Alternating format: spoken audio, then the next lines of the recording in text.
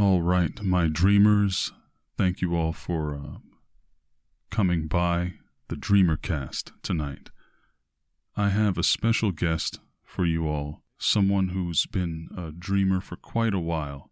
I've been seeing her around on the live streams over on YouTube, and she recently sent me a very fascinating story.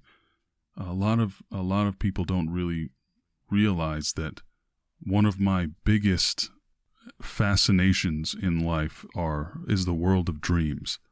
And this young woman has had a very moving and powerful dream experience that I believe might well be some sort of indication of a past life or a parallel life experience. And that's just one of the several elements that my friend is going to speak with us about tonight. Please welcome to the Dreamercast, Arielle. Hi. I found you like a couple of years ago when I was looking through YouTube. I was listening to narrator stories because they are something that I find more interesting than the normal stories and gossip and everything like that. So I kind of went to creepypastas and cryptids and stuff. And then I found you, and I heard your story about the Dreamwalker, and that was it. I was hooked, and I became a subscriber. And then from then on, whenever you upload something new, I came to listen. It wasn't just about the dreams, and it was just pretty much everything that was on your channel. Well, that's great news. I'm glad to hear you're enjoying my work, Arielle. And thank you so much for reaching out to me. You sent me an email detailing this story, and it was such an interesting dream experience that I felt I had to offer you at least the opportunity to tell it for yourself rather than have me read it out in the form of a letter. And thankfully you were kind enough to give some of your time, because you're about 7 hours ahead of me. I'm in Florida. You're in Finland. Yeah, I am in Finland. It's actually really late at the moment, or really early, depending on who's awake. Yeah, it's like 3 a.m, isn't it? Yeah, something like that. I'm not sure. Let me look. Yeah, it's after 3. It's 3:15. That's crazy. Thank you so much for devoting some time so early. That hour is dead to me. I am pretty much never awake, and if I am, there's something wrong. Something very wrong is happening if I'm awake at 3:15 in the morning. Well, I'm a night owl. I work during the night. I do my artwork and stuff, so I listen around this time. So it's actually the best time for me. I'm awake around this time, and then I stay awake until 6 or 7 in the morning because I have things to do. And then after that I take a nap. So it's just fine. Well, sounds like we have a good cross section going here. So let's talk about this dream. Tell me the story. Okay. Well, it was summer in the dream. It was hot, and it was breezy at the same time. The dream started that I kind of woke up into the middle of this forest, or at least someplace green with lots and lots of trees. And there was also a lot of people, sort of like a village kind of place. And when I talk about village, I mean these people are wearing not modern clothes at all. They were wearing really native things. The fabric was not leather. It's not somewhere north or anything, because I was not born in a northern continent. I was actually born in Asia, and so the fabric there was also the same, that it was cotton or some kind of plant base, and very earthy colors. People had dark hair, and they had medium to dark skin, but not black. So it got to really, really tan because of the sun. But they were not dark, as in African or anything either. And the the atmosphere there with the people are that they are really happy and very, very connected. Like, you know, okay, so children, for example, like we have things about children these days that, like, you know, they stay inside so much and everything like that. And in the dream, the difference was that the children were playing together, and the adults, it doesn't matter whose parents they were, they would just like have at least one or two adults watching the kids if they were smaller, or if like the kids were teenagers, then they would watch the smaller ones. But it was so connected, very, very intimate people that they take care of each other's children, so children are always safe. And that's that.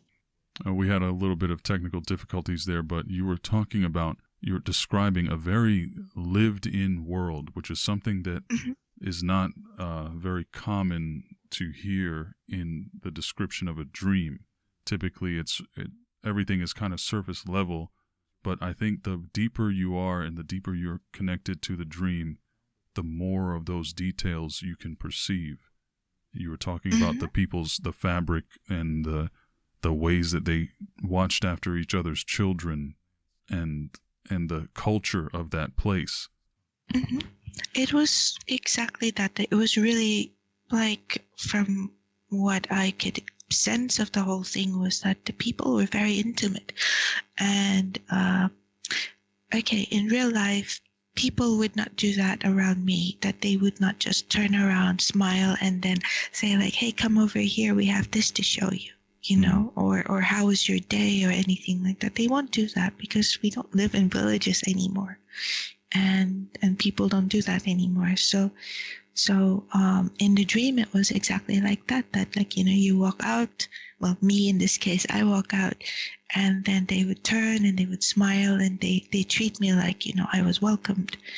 So I immediately felt like the me that I am felt that like, this is really strange. Like, I knew it was a dream immediately.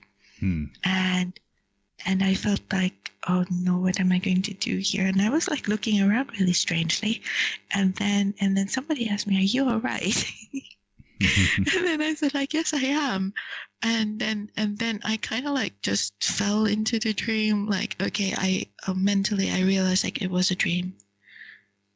So I was awake, kind of, and then, well, exactly that. I noticed them more. I noticed that the people are different. I noticed that they were very mild, and they were very friendly. And the culture was so different because the women are doing, like, you know, things that women do, like the cooking and the crafting. You don't see them cleaning though. I didn't see them cleaning. They lived in like open places. I saw the houses. They were like huts, made from materials that were found on the land. So it was just a local wood, local plants, leaves a lot. So this was somewhere tropical, at least from the way I understood it. It was really tropical. Like, you could see palm trees, coconuts, and sugarcane. I grew up on a farm, so I know what sugarcane looks like. And I have a few of those in my backyard. I'm half Jamaican too, so I'm well acquainted with sugarcane. Yeah, and it's just really nice, you know. Like, you see all these green things. It's like so nice, and not far away was a river or a stream or something, and that one was like really lively. That people were in it, and they were fishing, they were washing, and then I don't know. I was young in the dream. I was delighted by a lot of things, and the children were really nice. That they you know, they just come over and they grab my hands and my fingers, and they would try and lead me to play with them, and I would see them doing all sorts of things like contests and showing off. Of course, kids always show off, and it was just one of those things that like really, really hold me. And then suddenly my visions were like blurred, and like the wind had gotten into my face, and then I started tearing up for some reason. So I closed my eyes, and then I opened my eyes again, and I felt older. Like I wasn't a young girl anymore, not a teenager anymore.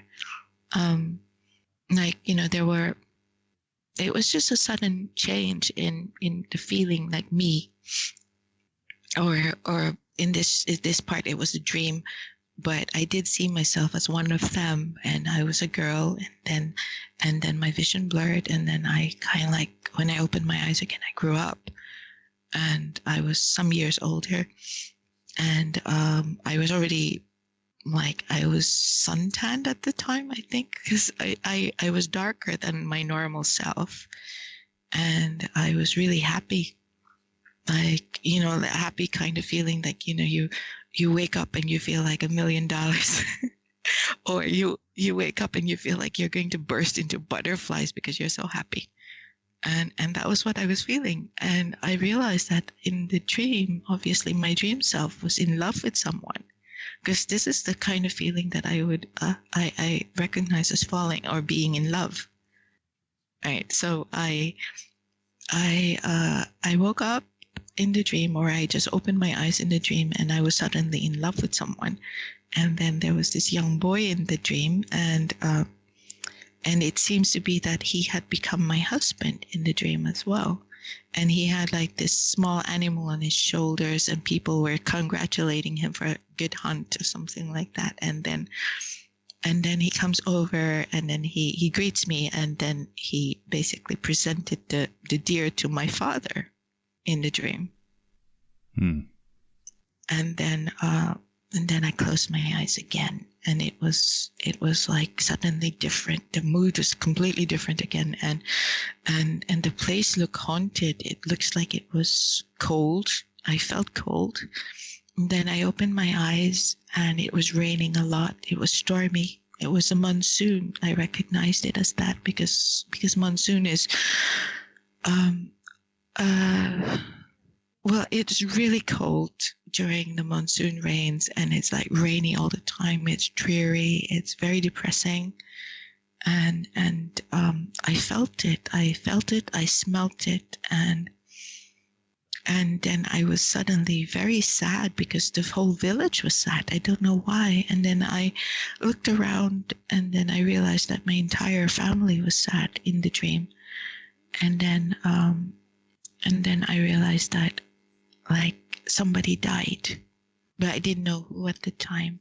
And then I looked around again, and it was like, you know, it like I was spinning, but it wasn't exactly that I was spinning. I was in the dream. The girl that I was looking for the reason why people were crying. And then I saw my father, and he had a shroud on him, and he had died. And I smelled the death, you know, like it was just a very strange smell. It's like this very earthy smell that is not natural.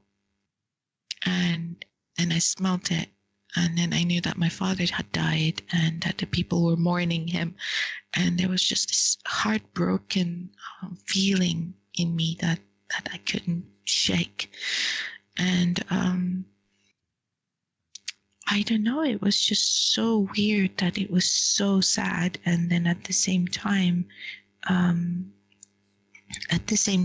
realized also like what my father was, because my mother in the dream, she took on the powers of the leader of the village. So like from that one, I figured that he was the clan chief or something. And my mother did not cry. She was sad, but she did not cry, not a tear at all. And she was just, I don't know, it was just really creepy, and the feeling. And I remembered the last conversation that my father had with me in the dream, and he was sick, but then he said he was going to be fine, and then after that he died. So it was just, you know, that I went through the grief, and then I don't know, it was just one of those things that it was just so sad, I couldn't get over it. But wow. I think it happened because like how I remembered it is that it happened because there was something going on, and there was like a patch of it wherein there was some kind of trauma that happened, but I could just, at the time of the grief, I didn't exactly really remember when. It was just so human, the feeling like when grief happens and then you forget what happened before that. Yeah, well, it's like a paradigm shift in your life. It's one stage, for those people who lose a loved one, it was your life when that loved one was there, and then there's your life when they're gone. It's like a different era. It was, and well, it's just from the memory of that one. There was a lot of chaos that happened a little bit before that, and it was that there was a separation between the mother and the father in the dream. And there was also a change in what was going on with the village, because the men had to go away for some reason as well. And me as the daughter, like right there in the dream, I did not know what was going on. I just knew that like one moment, like it was a family and it was really close knit and everything. And then suddenly the men had to go somewhere. Yeah, you mentioned in your letter that there was some sort of pale men that came, and they were somehow the cause of the men in the village having to leave. And it was that, but it was only like I woke up in the dream, and like there were like stages wherein I fell asleep and then I woke up, and it was still the same dream. But how to explain it? It's like I was in the dream and then I fell asleep in the dream, and then I wake up and then it was a different part of life. Yeah, that's a whole other level of dreaming that most people typically don't experience. So it is a little bit hard to wrap one's head around it. It's a lot more you're difficult literally to living explain, another life in that type of dream. It was, and the thing was is that even though I realized it was a dream, I wasn't able to wake myself up, because I've had lucid dreams before, and I was always able to wake myself up, because I would have like I wear this ring on my thumb, and in my sleep I always know where the ring is, and when I have lucid dream, the ring is sort of like an anchor, wherein if I start holding the ring, I would wake up if I held it in my dream, and I would wake up because it's something real. It's something that I know that is connected to my real body, and I would be able to hold it, and then I would be able to just get myself out of the dream. And in this case, I mean, I've had this ring since like forever. If I lose one, I would buy another to just replace it. It's always with me. But in this dream, it was so different. I had the ring, yes, and I was holding the ring, but I wasn't able to wake up.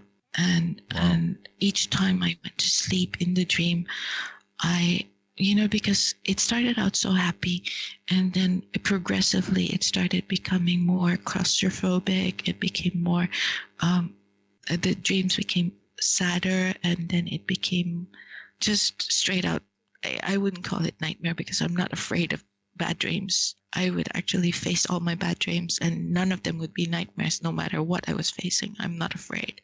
And but in this one, it just felt like, no matter how much I was twisting the ring, I wasn't able to wake up.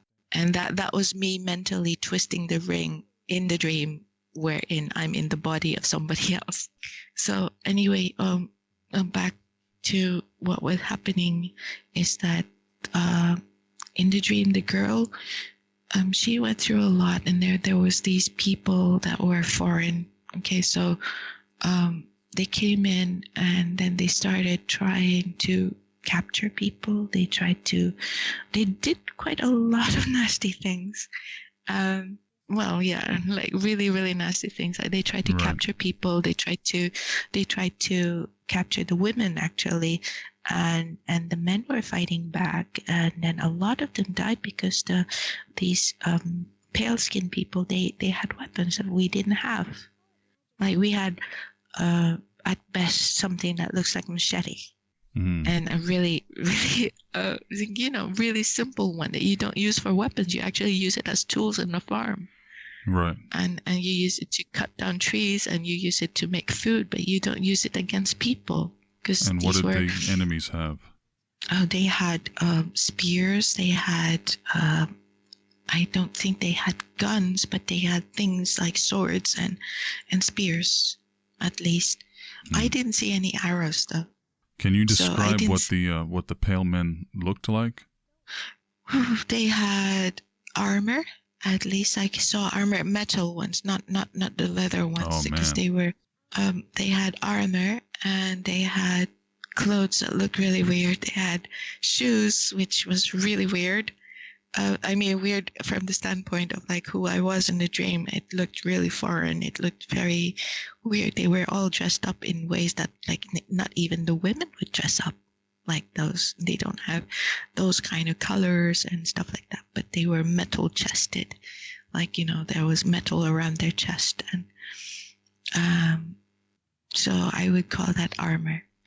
And when you say pale, were they like pale as in Caucasian, or paler than you know, were they pale like a redheaded Caucasian person tends to sometimes be pale, where it's just looks like nearly white skin, or pale as in tan, but not as dark as we were. Okay, so just pale in comparison to the people that you were among in the dream. Well, I think they were a Caucasian. You would call them white people because just as skin color, they looked white. But they had suntan on them, so they were pale, but they were not dark, like, you know, the dark baked kind of suntan that we had in the dream. So it didn't appear to have any kind of, you know, unusual. They looked like normal people, basically. They didn't have any supernatural status or element about them. No supernatural element about them. They used weapons, and they used force, and they were foreign, just basically foreign. But I didn't understand a word they were saying, and it was just so weird because technically I would recognize the language. I would be able to say what language it was because I actually speak several languages, and these people, they were just talking, and I was just stuck in that body that I couldn't recognize their language at all as language. I just heard noise. And the dream was more like I was so angry at the time because they were really trying so hard to take the women and the children, well, females, and I didn't understand what it was all about. And well, just like in the dream, it was just like, you know, there was no men there, and for some reason I think the men knew that something was going to happen, and they kind of executed a plan, and I was not privy into what the plan was. Like one time it was just that at one moment there was a village full of life, and then suddenly the men were gone, and it was just the women and the children and the old women and the old people. And the sense of it is that there was an urgency to it, that you know something was happening. So everybody had hunkered down. They did less. They don't play outside. They hide often, and they were more hushed and more just, you know, really a lot less lively than before. And these strangers, they came and they started injuring people and all that. And then like in the middle of all that, and suddenly the men just showed up and they started killing as many as possible. There was like a huge fight, as in like a melee, you know, like really close up, and they were fighting, and there's like blood and everything like that. It was so gory. And I thought that I would wake up around then already, because it was not something that I would really like to be in. And it just was. And then the one part that I remember right after that was that he managed, or like the men, not he, they managed to subdue, or at least shoo off those guys or those men.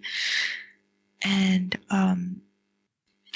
the men were so angry like they were really angry. They were like murderously angry, but then I understood it as they were protecting the females and the children and the village.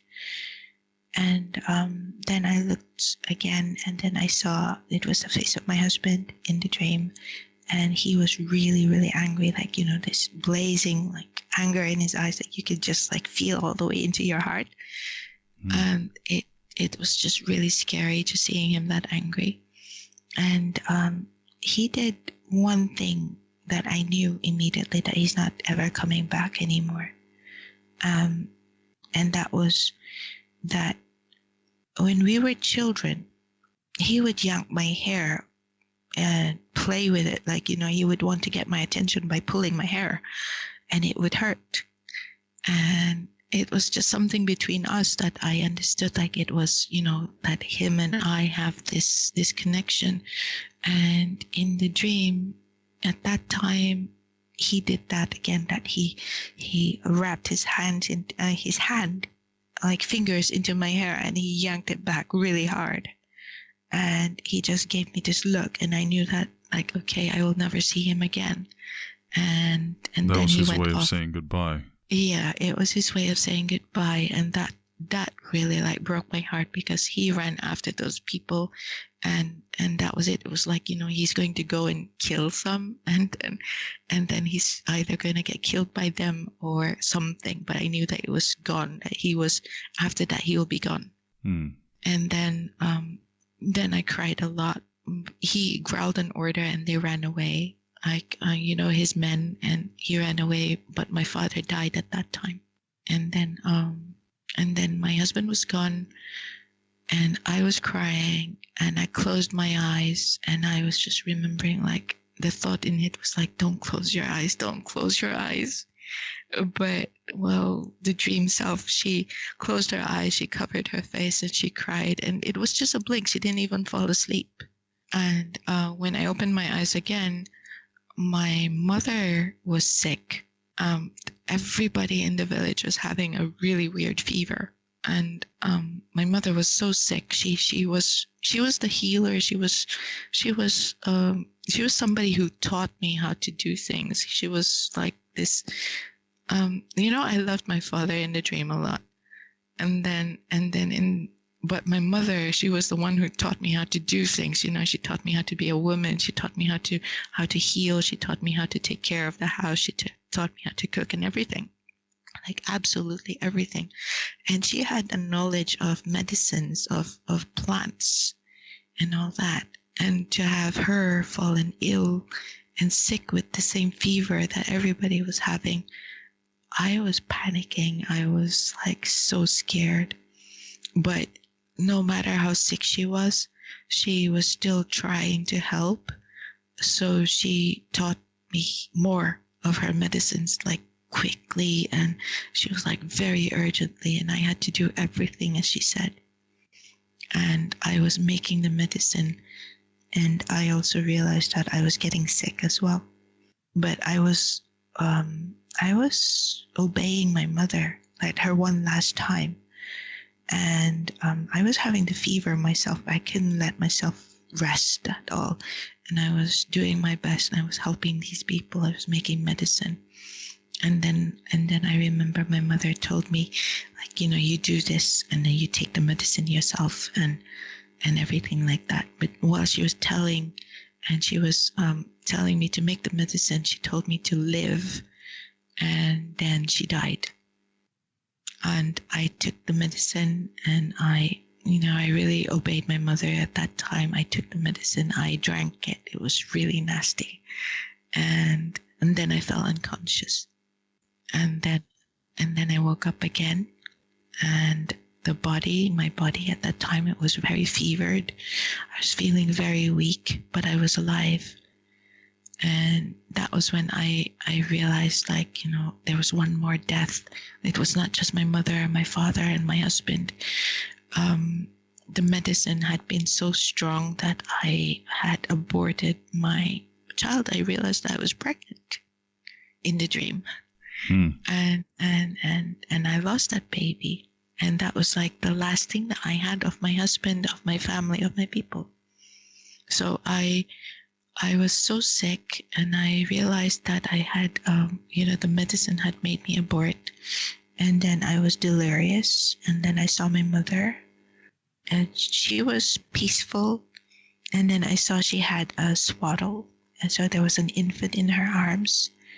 And that was when her last message to me was, live. She told me, Shudawi, live. And that's when I realized that was my name in the Shudawi. dream. Yeah, Shudawi. Like it's so that was like the first time I ever heard that name in the entire dream, because before that there was no mention of who I was. And so she vanished. The baby vanished with her. She was like holding the baby, and they weren't sad anymore. She was actually smiling. And then she disappeared, like slowly vanished.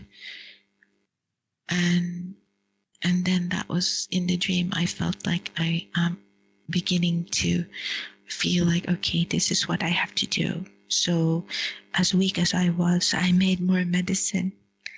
And then I started giving it to everybody. And I told those who were pregnant that you're going to lose your baby if you take this medicine. But if you don't take this medicine, you might die. So it was like, I gave them a choice whether they take the medicine and live, but their baby will die, or they will die with the baby. And it was a choice. It was really difficult. And it's not a decision even. I just had to, for some reason I had to tell them. And I knew that I did it right. And, there was a lot of funeral pyres there because we burnt our dead. We don't bury them, especially after a fever, because the people understood that, fever like this, you have to burn, or else other people will get sick as well. So that was how it kind of got to that point. There was a lot of people who were confused, and we were in the middle of all of that. I had taken so much medicine into my body, and then there were suddenly a bunch of those foreigners again, that they were coming to the village, and there were people that were telling me, hey, that there are those guys again, they're coming back. And I was still sick. I still had the fever in me, and I still had the medicine in me as well. I don't know what was going on, but I knew for a fact that that if I didn't do something, they're going to attack again. So they saw all these fires. They were wondering what was going on, and then they realized that the village was suffering from something and people were dying. But they were still coming closer anyway on their boats into that river and towards the banks. So what my dream self did was, in the middle of all of that, and people were running away or trying to run away, I went into the river. I was bloody from my own troubles and everything like that. I slit my wrists. That I used a blade, and I slit my wrists, and I was bleeding. And then I went into the water, and the blood and the water connected, and the blood dropped all over the water, and it started boiling. The water was boiling. It looked like it was boiling. It was not hot or anything. The water was really cold when I stepped in, and it was just really cold. But then in contact with the blood, the water reacted. So it scared those people. They thought that it was something weird or witchcraft or something, and they were very scared. They were confused, and then they started rowing away. They were yelling something, and they were making symbols, and they were actually throwing things at me, but nothing hit because they were too far. And then they started rowing away, and then I fainted. Wow. It was, yeah. And so I completely fainted, lost consciousness. It was completely black. And then I just felt like my body was aching. And then I woke up again. and it was still in the dream. I was like, gosh, don't I wake up from this? And I was so confused because normally if something turns black in the dream, it means you wake up in your real life. At least for me, that was that. Like, I've never had a dream like this before, so I was really like confused myself. And then I woke up, but it was still in the dream, and I was feeling very tired. And I was in this house, and there were gentle hands. They were washing my face, and I was getting help at least. And then, sorry, I'm crying a bit. Okay. It's just a memory of it. It's just so live. Like, it's just so full that I just suddenly felt overwhelmed. So, like, tearing a little bit and sniffling. I can imagine. But anyway, so I woke up and I felt hungry in the dream. And then I asked for food, but I couldn't talk so well because my throat was hurting. And then there was this girl and a woman, her mother, I think. And they said that you're really lucky you're alive. And she brought me some food. It was some kind of soup. It had rice in it or something. It was not just completely watery soup. It was something more solid, like sort of like a watery porridge. Mm-hmm. And she told me I was lucky to be alive. And then I told her to go deeper into the forest. I was looking at the daughter. The daughter was just holding my hand, and she said, "You saved us from the demons." And I just didn't recognize why she called them demons, because I saw them as people. But at least I think, like, to them, of course, somebody who tries to kill you is a demon. So at least now I understand it that way. But in the dream, it was just like, well, why would you call them that? They're just men. And the girl, she was just really fangirling over me for some reason. Mm-hmm. And I didn't even feel like I was a hero or anything, but she was just like holding me so tight, and she was like so excited. And she when I said that they had to go deeper into the jungle or into the forest, she kind of like insisted that I should go with them. And I said I couldn't. I just knew that I couldn't. So I told them. And then she was saying something that was equivalent to calling me a queen.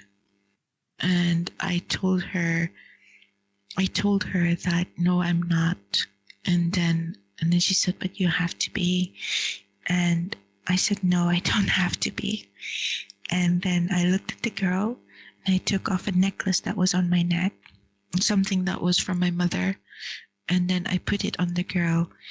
And then I said, "She is Queen Shudawi now. You take her with you." And I told her that to take them, all of the ones who are alive, because this village is already dead. And then the woman just looked at me, and then she just asked, "What about you?" And then I just told her, like, I'll do as my mother said I have to do. I will live. But then I said, after I sleep. That is so deep. That is so deep. I was just so, I don't know, in the dream I was really, really tired. I was completely exhausted because I gave these people everything, absolutely everything.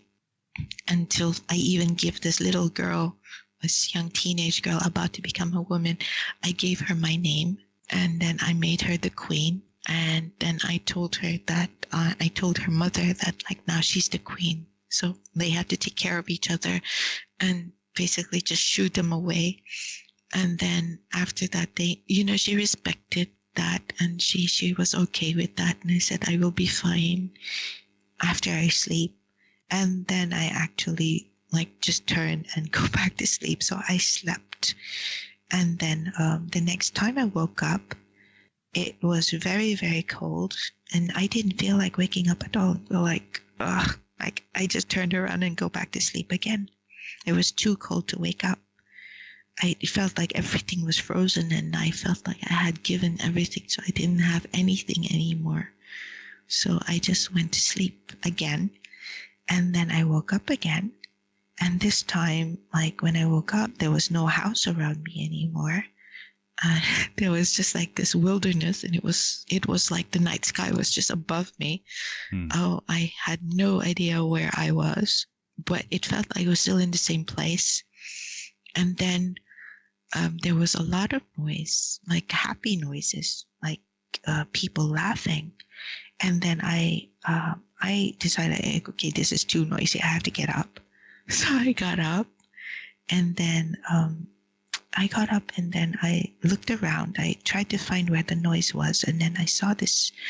There was a group of people, and they were celebrating something.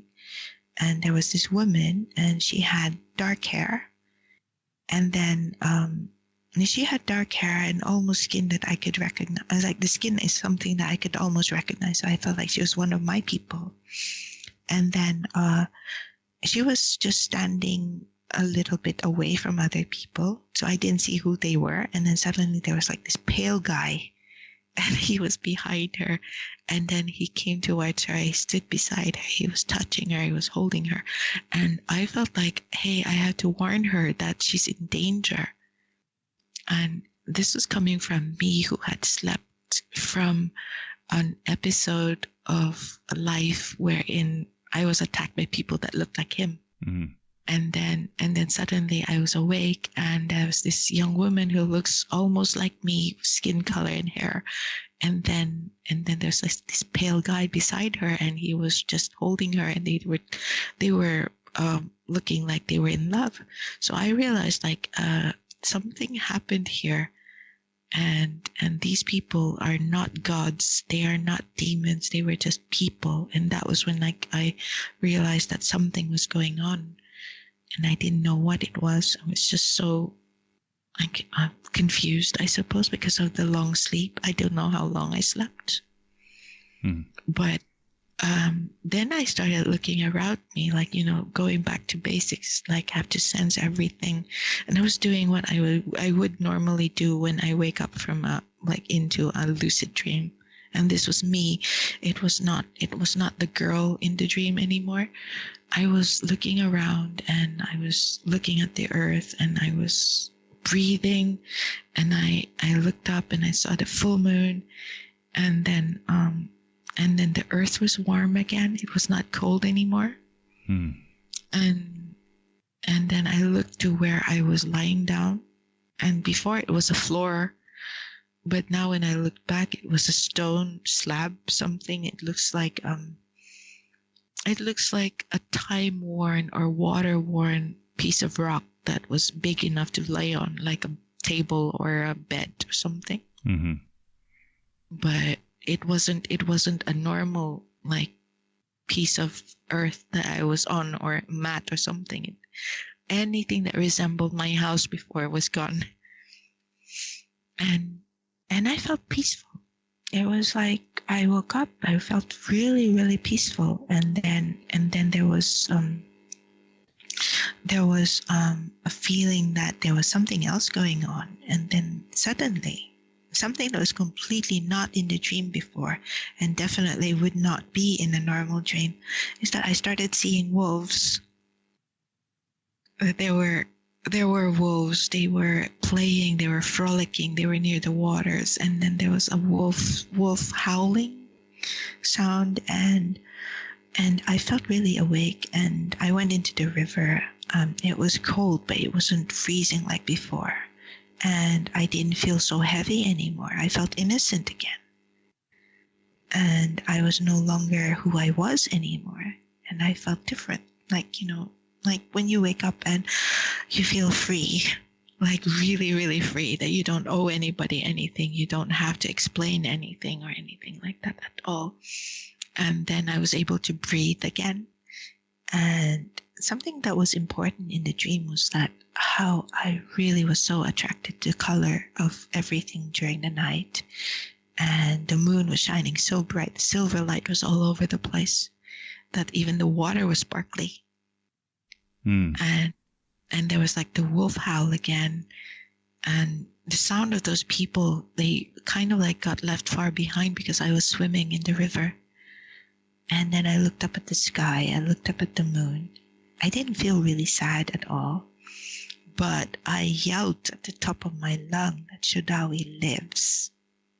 Like, I really yelled it out. Like, I was so happy, and I was calling out. It was like a message to my mother that I'm alive and I'm well and I'm okay and I will survive. And I woke up from that dream, like really woke up into my real bed, and I was so happy that the sun was up. And I was like, my heart was pounding so much. But I woke up with such a start. I jumped out of bed almost, like, I really sat up, and like I was awake immediately. And I could not forget the dream. I just grabbed my diary and started writing like crazy. Wow. Arielle, that, I think you may be the first, and if not the first, definitely the most complete, full-fledged dream master that I've ever spoken to. That is a fascinating, awe-inspiring dream, in my opinion. Well, it has, telling it to you now, it's just like, we did speak about it before, but my arms are in goosebumps. Yeah, I just wiped my eye.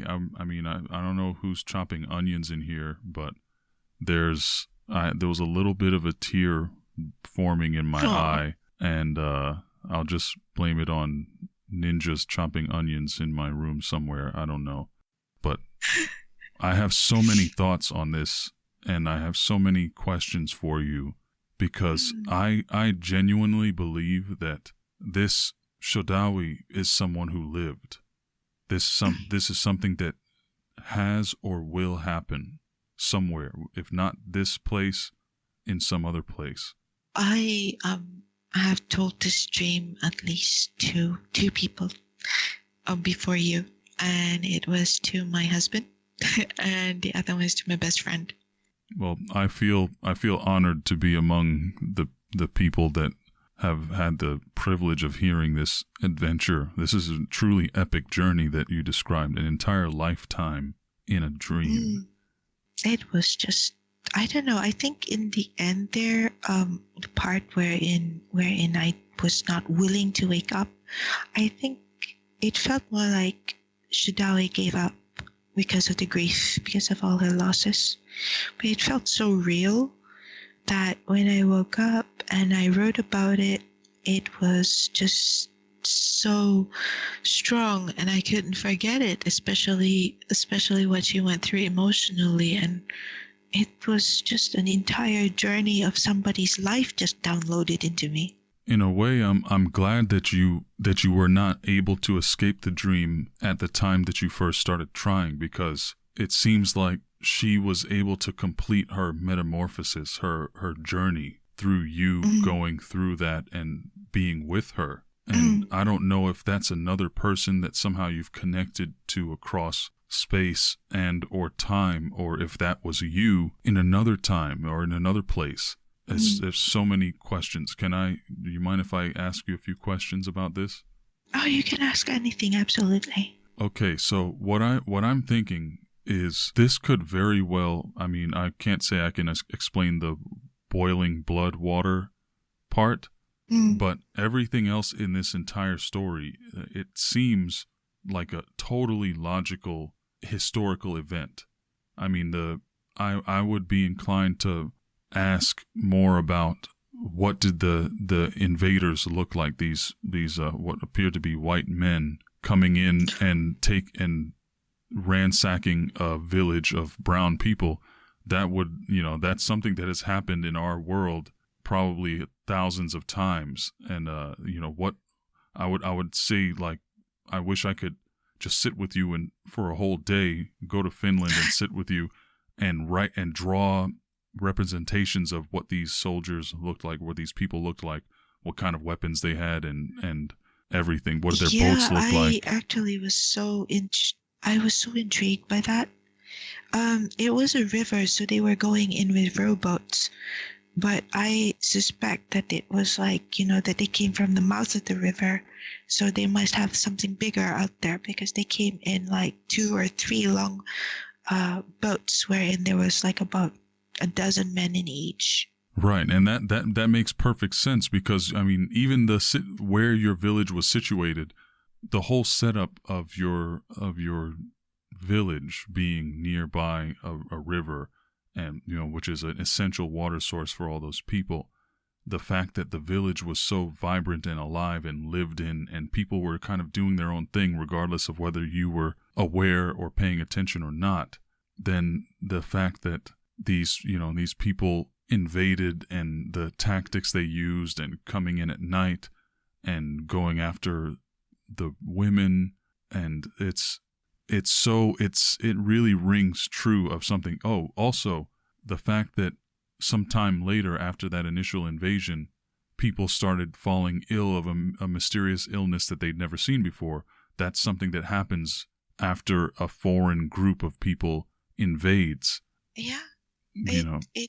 It feels like it was something historical that really happened but was not recorded or something. Right, and maybe it is recorded. I mean, if you were to really try to dial in the ways that these people, the way that they dressed, even the way that your people dressed, and the architecture, the way they built their houses, and the way that their culture operated, there would probably be a way of triangulating who you were, and who your people were, and maybe even who were the attackers. So many fascinating ideas that could come from this. The feel of it is that the people look Polynesian. That is what I know, at least, because I looked it up as much as I could, whatever I can about such events like that. I tried to find out, and the costumes, well, not costumes, the outfits those men were wearing, they looked like some late period Spanish conquerors or colonized.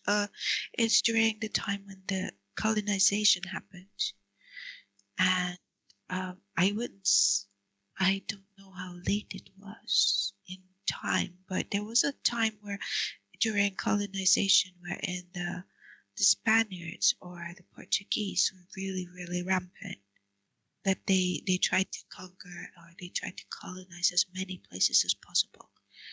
And like you said, the mouth of the river itself was really important, because it was like a gateway into the land. And the village where I was like really near there. That it was sort of like out of the way enough that you're not connected to the sea, but the water was fresh water anyway. And then if you were to ride a boat, you can go in from the sea to the river, and then down the river some more, and all that. The village was actually really safe. There was no, it was out of the way enough because it was private, and you don't see the mouth of the river at all. And crossing the river, you would get up to a mountain. You would have to climb somewhat, so it's a little bit difficult terrain on the other side of the river. From what I can remember, it's like there was a lot of tropical plants, like coconuts, like I said, and there were like these palms that people used to make roofs with. It's not coconut leaves though. It was something shorter, like a palm tree that was shorter. So I tried to go that route, and try to find what kind of plants they were. No luck on that one, but at least I knew that coconuts were growing in the place. And then some kind of palm like that they used for roofing. They used for matting, like making mats, and they used a lot of mats. That they used mats for everything, like those leaf mats. They used it to put it on the ground so that they can put their grains on top of it to sun it, so that the grains would dry enough so they can store it away. So I remember small details like that, but I don't remember enough that I could just pinpoint it on the map and say like there, But with the costumes of those people, it was exactly that they were around the time of the Spaniards or the Portuguese colonizing the places.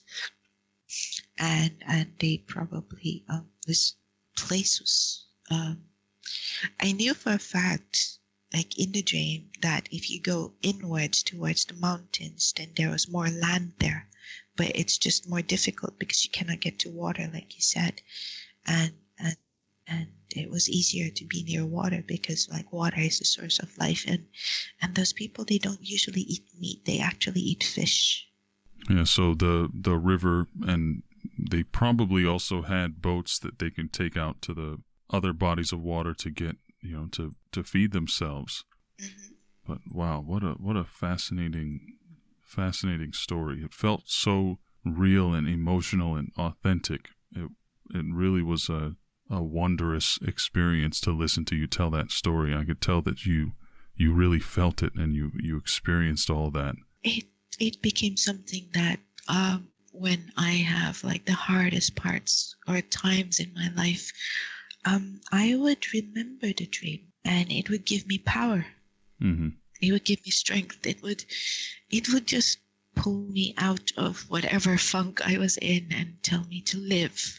Well, I think this dream, there's a reason why it happened to you. You seem to be a very wise woman, and you actually taught me something today, something that I will take with me going forward, considering these dreams and these ideas surrounding dreams. You said basically that you don't have nightmares because you're never afraid.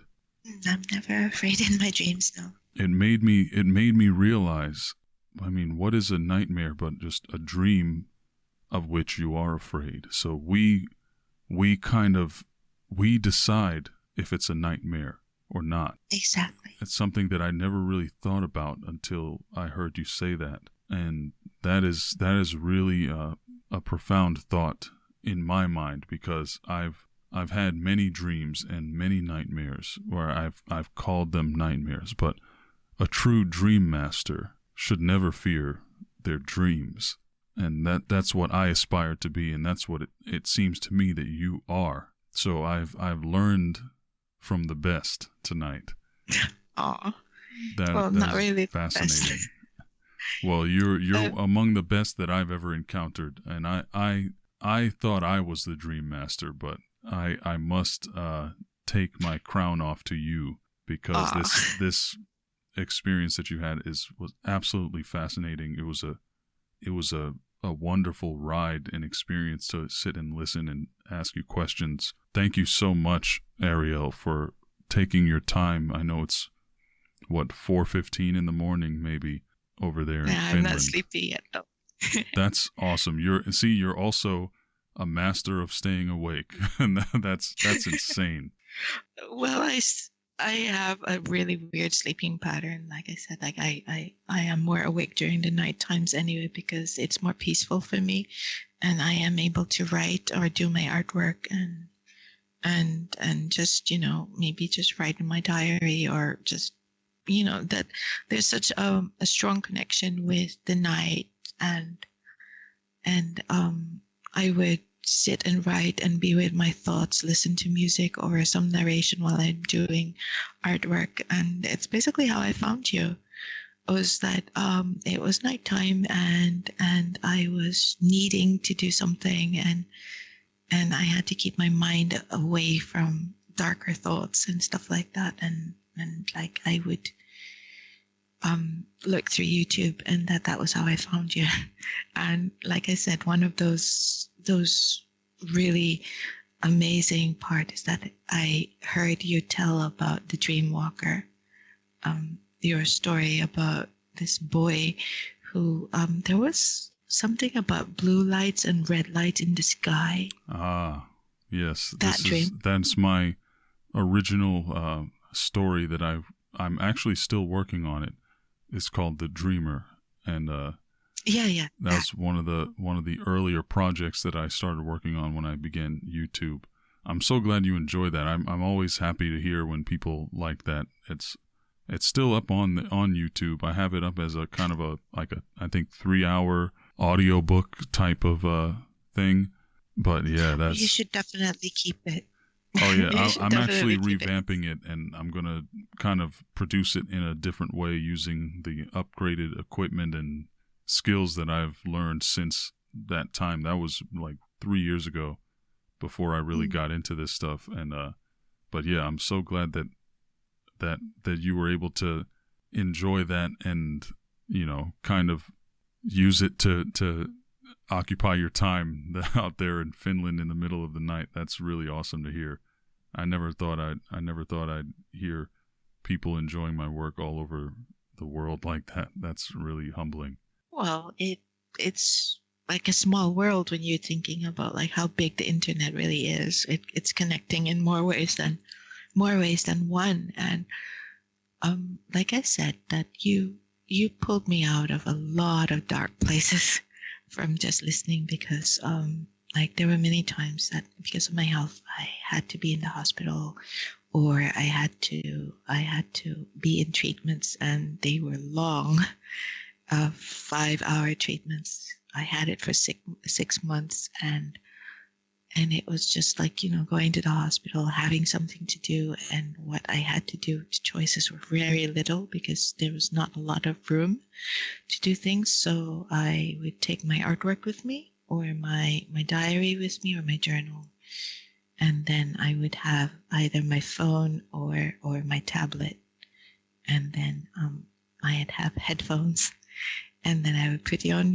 from YouTube, and then I would listen, and I would sit there for that many hours for the treatments and just zen. Wow. I'm So very touched to hear that. Thank you for letting me know, Arielle. so I actually have your episodes, your stories on a playlist, and it's actually titled Healing Playlist. Wow. That's awesome. Oh, well, before we got to get out of here before I just start breaking down and crying over here on this podcast. Well, thank you so much, Arielle.